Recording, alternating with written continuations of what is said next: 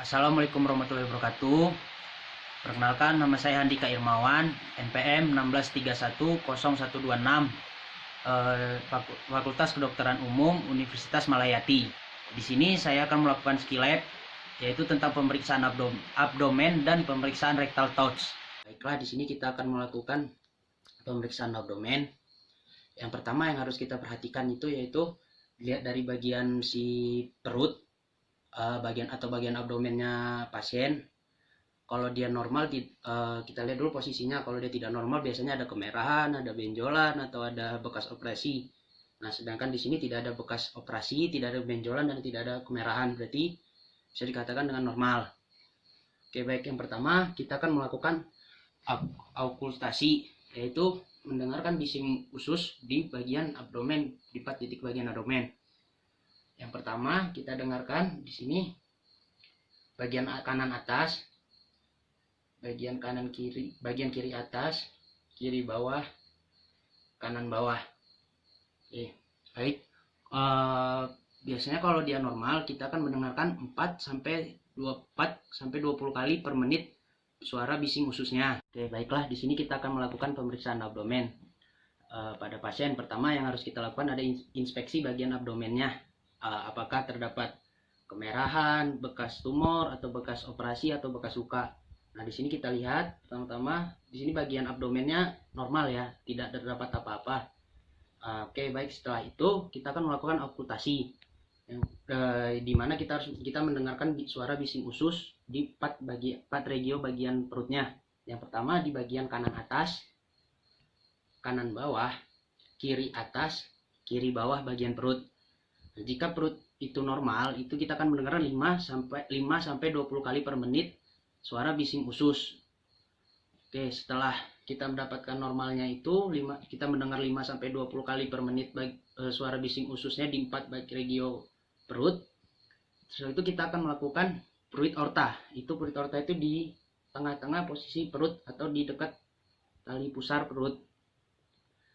Nah, di sini kalau dia normal, kita akan mendengarkan si bunyi peruit aorta itu sendiri. Di sini kita akan melakukan pemeriksaan yang kedua, yaitu dengan perkusi.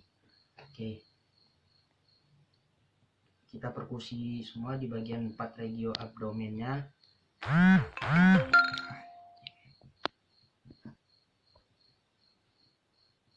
Nah, di bagian 4 abdomen ini, di bagian sebelah kanannya kita akan mendengarkan suara ketukan seperti suara timpani.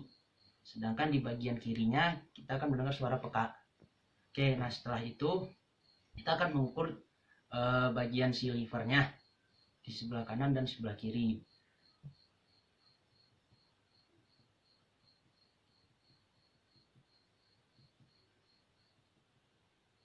Oke, ini saya tandai.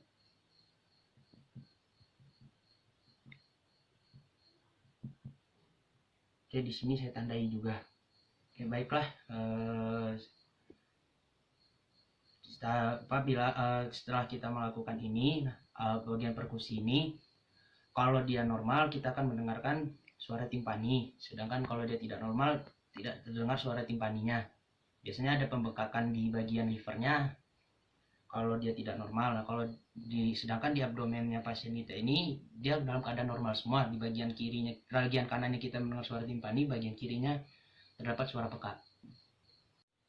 Baiklah, kita akan melakukan pemeriksaan yang ketiga, yaitu palpasi. Biasanya di palpasi ini ada 2 cara, yaitu yang pertama palpasi ringan dan palpasi yang mulai rada ditekan atau menekan lebih dalam.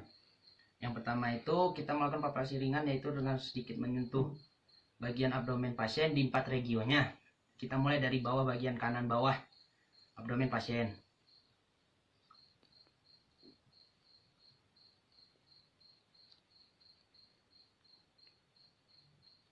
Oke, si pasien tidak merasakan nyeri tekan sama sekali, berarti si abdomen bagian atas pasien ini normal. Jika tidak normal, dia akan merasakan nyeri tekan. Nah, yang kedua, kita akan memastikannya lagi dengan yang rada penekanan yang rada ke dalam di bagian abdomennya.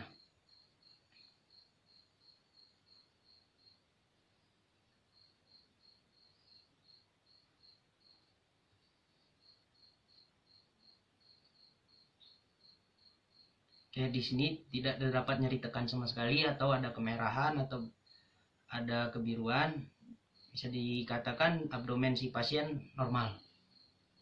Oke, baiklah, di sini kita telah melakukan pemeriksaan abdomen atau pemeriksaan fisik abdomen. Nah, sekarang kita akan melakukan pemeriksaan rectal touch atau pemeriksaan anus. Oke, di sini biasanya orang melakukan pemeriksaan rectal touch atau pemeriksaan anus itu memakai probandus. Nah, di sini saya tidak memiliki probandus, melainkan saya ganti dengan gambar. Boleh dilihat di bawah. Nah, ini gambar bagian dalam anusnya si wanita. Oke. Nah, yang pertama sebelum kita melakukan rectal touch itu, pertama-tama kita harus memakai handscoon dan jelly. Apa fungsi si jelly ini? Jelly ini fungsinya untuk membuat supaya jari kita saat masuk itu licin untuk masuk ke dalam anus dan si pasien tidak merasakan nyeri saat kita memasukkan jari ke dalam anusnya. Oke, yang pertama harus kita lakukan itu setelah memakai handscoon, kita lumati jari kita dengan si jelly tadi. Udah, kita masuk dari bagian sininya. Nah, di sini ada bagian namanya tonus sphincter. Nah, kita di tonus sphincter ini kita rasakan dia terdapat tekanan atau tidak, dan ada nyeri tekannya atau tidak. Jika tidak ada nyeri tekan dan terdapat tekanan, berarti si tonus sphincternya normal. Kita masuk lagi ke bagian rektumnya, ke bagian dalam. Bagian dalamnya lagi. Nah, di bagian dalam si wanita ini ada interhemoroid dan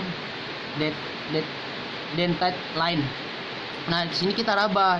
Di sini ada pembesaran dari internal hemoroidnya atau tidak, dan terdapat benjolan atau tidak, dan terdapat nyeri tekan atau tidak. Jika tidak terdapat, berarti si dalam rektumnya ini normal. Nah, di sini juga biasanya kalau di bagian laki-laki di sebelah sininya terdapat prostat.